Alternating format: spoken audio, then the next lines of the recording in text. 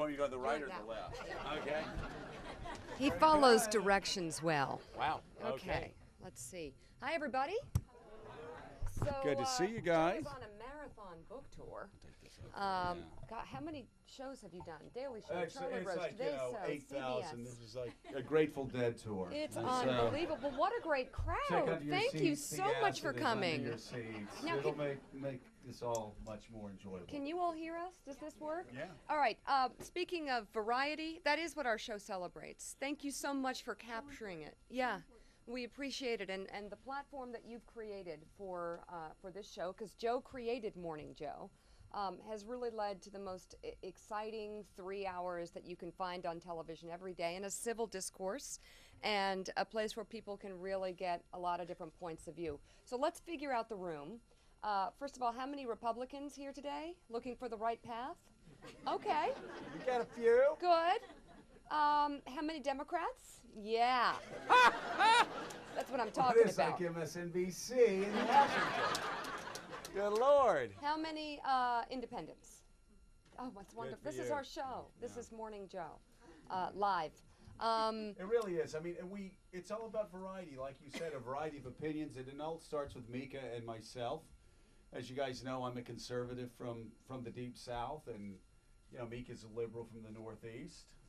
Mika's dad, this is very exciting, as you know, ran U.S. foreign policy for 4 years, right? My dad,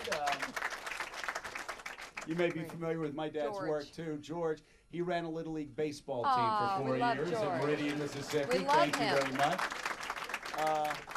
And I was raised in the Southern Baptist Church all across the Deep South. Mika, of course, was raised in young Marxist League meeting houses in the greater Manhattan area. Great. So it's all about Thank you variety very much. at the end of the day, It right? is variety. How That many never gets old. Republicans who voted for Obama here? Oh, nobody's going to admit that. Oh, you admit that? Oh, my God. Look. Oh, dear Lord. Stand up. We've got Stand a up. few. Show yourself proudly. I didn't know anyone did that anymore. Mika used to always ask that question, how many Democrats, how many Republicans? Now, how many Republicans who are voting for Obama and then all raise a me? Oh, we're so different. I'm such a change Now it's agent. like...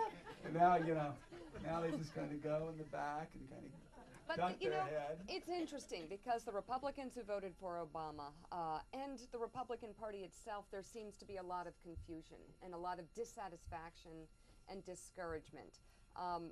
You wrote this book for a number of reasons, but my question is, did you plan the timing of this book? Yes, I did. I planned I said I'm gonna drop this thing right before the Republican Party in Washington, D.C. takes the beer truck straight over the cliff with a government shutdown strategy that will drive their numbers to an all-time low.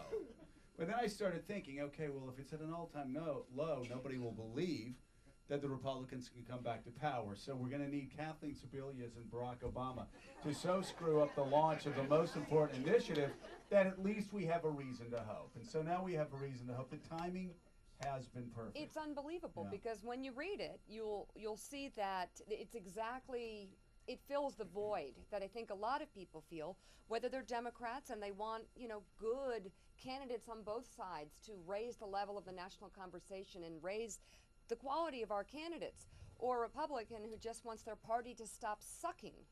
Well, I don't know that I'd put it quite that way, and I don't put it that way in the book. But look, they feel sorry for you. I will say this though, we showed some polls this morning on the show. They're just unbelievable. The president's approval ratings are at an all-time low. He's upside down. 2-to-1, people think he's messing up the economy to improving the economy. Healthcare, obviously, those numbers are low. And then you look at Congress. A 9% approval rating. That just ain't right. That's like their pets. There's something wrong with that. And that's the family cat voting. I talk about it in the book a good bit. Not working. Her mic's not on. Exactly. We set it up that way. Like the show. Like the show.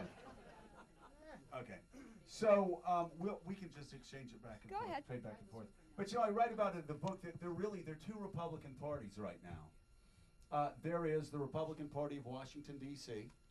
It is such, especially if you go to the small pockets of it, it is such an ideologically driven party that does not allow a variety of views. Now, I'm not talking about liberal views and conservative views. I'm talking about the variety of views that we had when, like, for instance, the Heritage Foundation. Heritage was about education reform and getting a lot of different conservatives together, and they would fight like heck about the best way forward on education reform, the best way forward on tax reform. You know, Jack Kemp would have horrible fights, you know, with Phil Gramm and others, and then they would come together and they would come up with a tax reform plan. There would be constant battles on the budget. And there were a lot of different ways forward. And the conservatives, we believed, even into the 90s, in 1994, we always talked about a legislative laboratory of ideas. And you talked about the marketplace of ideas. We always talked about the free marketplace of ideas. We would close the doors. We would go downstairs. We would debate nonstop among ourselves until we came up with the best plan for reform moving forward. That's just not the case anymore. In Washington, D.C., if you veer off the path a little bit to the right or a little bit to the left, there are ideological witch hunts that people suggest that you're insufficiently conservative and insufficiently Republican. Now, that's the D.C. party. That's the 9% party. That's the record low party. You go outside of this city that I love and that I loved living in and that I loved working in, but politically you go outside of this city and the Republican Party is a pretty vibrant party. We control 60% of the governor's seats. We can control a majority of the state houses. We can control the majority of the state Senate seats, of the state House seats. I mean, you know, and you look what Chris Christie did in New Jersey. You look what Scott Walker's doing in Wisconsin. I mean, these are people that aren't just thriving in the deep South. You know, you could look, and I talk about this too. We have been trapped as the party of the deep South. Basically, all the places where I've lived, that's where Republicans do well. Florida, Mississippi, Alabama, Georgia. We kick ass there, okay? But if you live in New England, chances are pretty good you're being represented by a Democrat. We've started to break out of that sort of deep South Southern strategy, and I talk about how we can do that more in the book. Well, and speaking of the book, does this work? Yeah. Okay, good.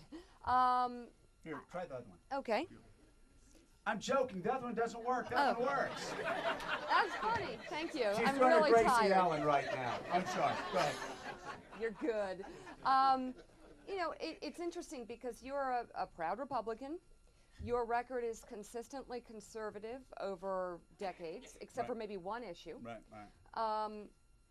And yet you're being called the worst names I've ever seen on Twitter, and a rhino. Yeah. Along with a good list of conservatives as well. I was going to say, how do you know when the extremists in your party have jumped the shark? You know that when they start calling me, a guy that had a 95% ACU rating, and really the only thing I've moved on over all these years has been background checks, and I've got 92% of Americans on my site, so I'm pretty good on that one. But people calling Charles Krauthammer a liberal, Tom Coburn a liberal, Scott Walker a liberal, Chris Christie a liberal, because they didn't believe we should shut down the government. I mean, the government shutdown strategy was about the stupidest strategy imaginable. You could see that coming, that disaster coming, as my torts professor said, like a freight train out of the mist, slowly coming your direction, about to run you over. No! You could see it for like 4 weeks. No! I mean, come on.